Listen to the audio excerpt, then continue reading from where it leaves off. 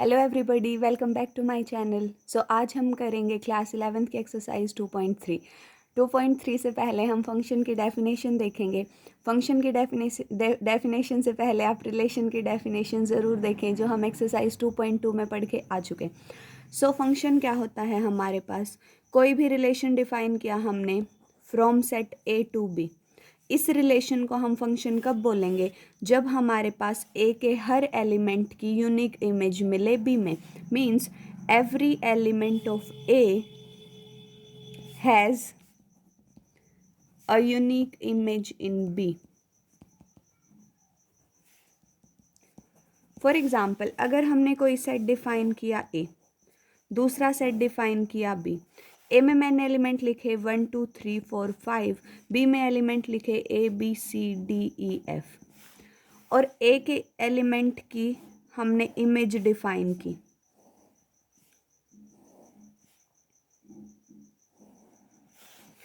अब हर जो आपके पास ए का एलिमेंट है, उस हर एक एलिमेंट की आपके पास यूनिक इमेज मिले। मीन्स एक ही इमेज मिले, दो इमेज ना मिले। इस तरफ वालों को हम इमेज बोलते हैं और इस तरफ वालों को हम प्री इमेज बोलते हैं। 1 की इमेज ए है, 2 की इमेज बी है, 3 की इमेज भी बी है, पर हमारे पास 2 की भी एक ही इमेज है, 3 की भी एक ही इमेज है। अगर आपको ये याद करना है तो हम सन फादर रिलेशन से इसको याद करते हैं। इस तरफ आपके पास सन, इस तरफ आपके पास फादर। हर सन के पास केवल एक फादर मिलेगा, पर एक फादर के दो सन भी हो सकते हैं, या फिर ऐसा भी हो सकता है उसके पास कोई सन ना हो। तो हमारे पास इस तरफ वाले हर एलिमेंट की इमेज ज़रूर मिलेगी, पर हमारे पास हो सकता है इस तरफ वाले एलिमेंट की प्री इमेज ना मिले या फिर दो इमेज मिले। ये हमारे पास एक फंक्शन बनेगा। और फिर से अगर मैं एक एग्जाम्पल कंसिडर करूँ 1 2 3, और मैंने ए बी सी कंसिडर किया। मैंने 1 को ए के साथ भी रिलेट कर दिया एंड 1 को बी के साथ भी रिलेट कर दिया। अब इस 1 की हमारे पास दो इमेज बनी जो कि ए एंड बी बनी, तो हमारे पास ये फंक्शन नहीं बनेगा। So not a function. इसके साथ हम अब एक्सरसाइज 2.3 स्टार्ट करेंगे, जिसमें हम सिर्फ और सिर्फ फंक्शन पढ़ेंगे। एक्सरसाइज 2.3 का फर्स्ट क्वेश्चन हमारे पास है, which of the following relations are functions, give reason, if it is a function determine its domain and range. तो सबसे पहले हमें बताना है ये फंक्शन बनेगा या नहीं बनेगा, और अगर बनेगा तो हमें इसकी डोमेन एंड रेंज बतानी है। हम क्या करेंगे, हम ये डायग्राम से ही देख लेंगे ये फंक्शन बनेगा या नहीं बनेगा। हमारे पास 2 5 8 11 14 17 इसके एलिमेंट्स हैं, 2 5 8 11 14 एंड 17। एंड इस तरफ हमारे पास एक ही एलिमेंट है जो कि है 1। 2 भी 1 के साथ मैप, 5 भी 1 के साथ मैप, 8 भी 1 के साथ मैप, 11 भी, 14 भी एंड 17 भी। अब देखो 2 की भी एक इमेज है, 5 की भी एक इमेज है, 8 की भी एक इमेज है, तो इस तरफ वाले हर एक एलिमेंट की हमारे पास एक ही इमेज है। मीन्स यूनिक इमेज है, तो ये हमारे पास फंक्शन बनेगा। So yes, it is a function. अब अगर इसकी डोमेन एंड रेंज की बात करें, डोमेन आपके पास कार्टेशियन प्रोडक्ट में जो फर्स्ट एलिमेंट्स होते हैं वो सारे, रेंज आपके पास जो सेकंड एलिमेंट है वो सारे। तो डोमेन क्या बनेंगे, 2 5 8 11 14 एंड 17, एंड इसकी रेंज क्या बनेगी आपके पास 1। नेक्स्ट है हमारे पास 2 1 4 2 6 3। फिर से हम देखेंगे इस डायग्राम की हेल्प से। ये है हमारे पास 2 4 6 8 10 12 एंड 14।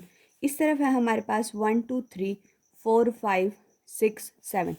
2 की इमेज 1, 4 की 2, 6 की 3, 8 की 4, 10 की 5, 12 की 6 एंड 7। अब हर एक एलिमेंट की फिर से यूनिक इमेज है, तो yes, it is a function.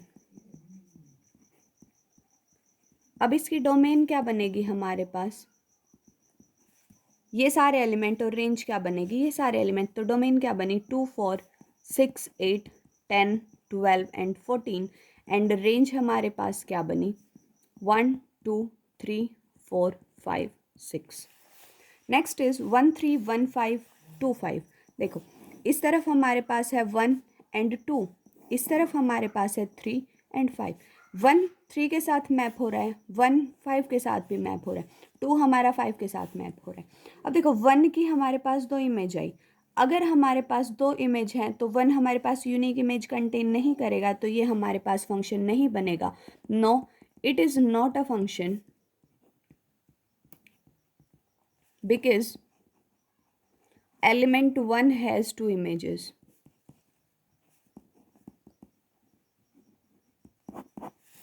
Next question is find the domain and range of the following functions. सबसे पहले है हमारे पास mod x. सबसे पहले आपको mod x की डेफिनेशन पता होनी चाहिए. हमारे पास mod x होता है वो सारी की सारी पॉजिटिव वैल्यू अगर x ग्रेटर देन 0 है, 0 अगर x इक्वल टू 0 है, and minus x if x is less than 0. अब डोमेन क्या होगी, जो भी वैल्यू हम इस फंक्शन को दे सकते हैं वो हमारे पास डोमेन बनेगी. और रेंज क्या होगी, जो भी हमें वैल्यू देने पे आंसर मिलेगा वो हमारे पास रेंज बनेगी. अब अगर मैं -2 का मोड करूँ तो मेरे पास आंसर 2 आता है, और अगर मैं 2 का मोड करूँ तो भी मेरे पास आंसर 2 आता है. अब इस x को मैं कोई भी वैल्यू दे सकती हूँ, कोई भी रियल नंबर 0, 1.1, 1.2, इस x की कोई भी वैल्यू, तो डोमेन हमारे पास क्या बनेगी, सारे के सारे रियल नंबर. अब अगर रेंज की बात करें तो मैं अगर यहाँ पे -2 लिखूँ तो भी आंसर कितना आएगा, -2 आएगा. अगर मैं 2 लिखूँ तो भी आंसर कितना आएगा, -2 आएगा. मतलब जितने भी नेगेटिव रियल नंबर्स हैं वो हमारे आंसर में आएंगे. और negative real number minus infinity से 0 पे ख़त्म, 0 भी तो आएगा इसमें. और क्योंकि माइनस इन्फिनिटी कहाँ तक जाएगा हमें नहीं पता, तो ये हमारे पास ओपन ब्रैकेट बनेगी. इसके साथ ही हमारे पास पूछ सकते हैं मोड एक्स की डोमेन एंड रेंज. तो इसकी क्या बनेगी, क्योंकि पॉजिटिव है तो हमारे पास डोमेन तो बनी सारे के सारे रियल नंबर. अब यहाँ पे आप पॉजिटिव नेगेटिव कोई भी वैल्यू लो, हमारे पास आंसर हमेशा पॉजिटिव आएगा. और अगर पॉजिटिव है तो रेंज क्या बनेगी, सारे के सारे पॉजिटिव रियल नंबर्स, और वो क्या होंगे आपके पास 0 से इन्फिनिटी. ये हमारे पास रेंज बनी. ध्यान रखना ये क्वेश्चन है हमारे पास और ये आपका आंसर आएगा. Next is f of x is equal to √9 - x². फिर से हमारे पास सेम जो वैल्यू हम दे सकते हैं वो हमारे पास डोमेन बनेगी, और जो हमारे पास आंसर आएगा वो हमारे पास रेंज बनेगी. अब डोमेन देखो, अंडर द रूट वाली टर्म कब तक डिफाइन होगी, जब हमारे पास मान लो अंदर x है तो ये हमेशा ग्रेटर देन इक्वल टू 0 होगा. लेस देन होते ही ये हमारे पास कॉम्प्लेक्स नंबर का केस देगा, मतलब रियल नंबर नहीं बनेगा, बट हमारे पास x रियल पे डिफाइन है. अब अगर 9 - x² हमारे पास ग्रेटर देन 0 होगा तभी ये रूट वाली टर्म डिफाइन होगी. यहाँ से क्या आएगा हमारे पास -x² greater than equal to -9. -1 से मल्टीप्लाई करेंगे, x² less than equal to 9 आएगा. तो जो x है उसकी वैल्यू हमारे पास -3 से 3 तक आएगी, क्योंकि हमारे पास स्क्वायर था और 9 का स्क्वायर रूट -3 और 3 के बीच में होगा. तो जब भी मैं x को -3 से 3 के बीच में लूँगी तो ये वैल्यू हमेशा या तो 0 से बड़ी आएगी या तो 0 आएगी. अगर 3 लिया, 3 3 ज़ा 9, 0 आएगा. -3 लिया, -3 का स्क्वायर भी 9, 9 - 9 0 आएगा. तो डोमेन हमारे पास ये बनेगी, मतलब वो सारे x, और x हमेशा रियल से बिलोंग करेगा और इस कंडीशन को सेटिस्फाई करेगा. अब इसमें रेंज क्या आएगी, जो हमारे पास आंसर आएगा वो रेंज आएगी. अब -3 पुट किया, आंसर 0 आएगा. 9 में से हम माइनस करते जाएंगे स्क्वायर वाली टर्म, देखो -3 पुट किया 0 आया, और 3 पुट किया वो भी कितना आया, 0 आया. तो हमारे पास 0 से शुरू होगा. इसके बीच में जो x की सबसे छोटी वैल्यू क्या होगी, 0. 9 - 0 कितना आएगा, 9, और √9 कितना आएगा, 3. तो ये हमारे पास 0 से 3 के बीच में वैल्यू आएगी. तो रेंज कितनी आई, 0 से 3. नेगेटिव नंबर नहीं आ सकता क्योंकि नेगेटिव का हमारे पास रूट एग्जिस्ट नहीं करेगा. सो रेंज हमारी 0 से 3 के बीच में आएगी. नेक्स्ट हमारे पास है a function f is defined by f of x is equal to 2x - 5. Write the values of. हमें इनकी वैल्यू बतानी है. एक फंक्शन दे दिया, ये हमें f ऑफ 0 बताना है, मतलब जहाँ भी x है उसकी जगह 0 पुट करो. ये हमारे पास आएगा 2 × 0 - 5. ये तो 0, आंसर कितना आया, -5.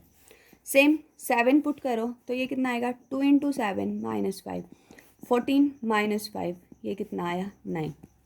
सेम हमारे पास -3 पुट करेंगे तो -3 आएगा, -5 आएगा. ये -6 आएगा, -5 आएगा. आंसर कितना आएगा, -6 - 5 इज -11. नेक्स्ट है हमारे पास function t which maps temperature in degree Celsius into temperature in degree Fahrenheit is defined by T of C. अब ये भी हमें फंक्शन दे दिया, जैसे हमने ऊपर वाले क्वेश्चन में किया वैसे ही ये फंक्शन दे दिया हमें इसमें टी ऑफ ज़ीरो निकालना है। कैसे निकालेंगे?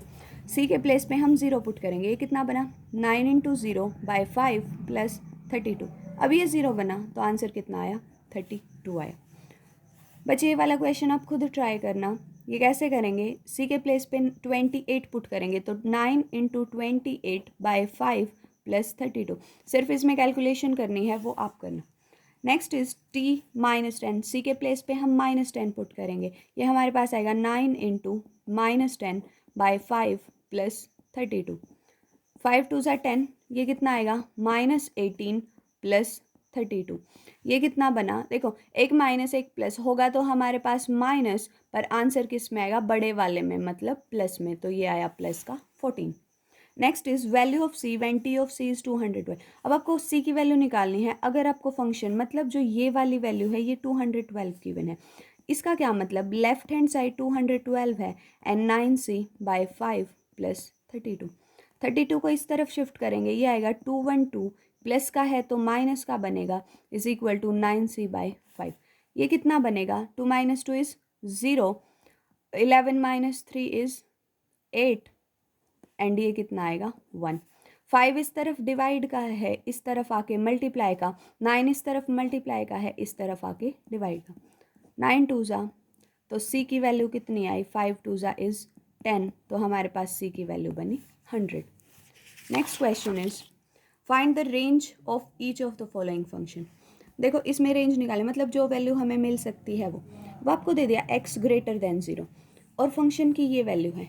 ऐसे क्वेश्चन में क्या करते हैं? हम फंक्शन बनाते हैं। ये हमारे पास है x ग्रेटर देन 0। इस x का यूज़ करके हम 2 - 3x बनाएंगे।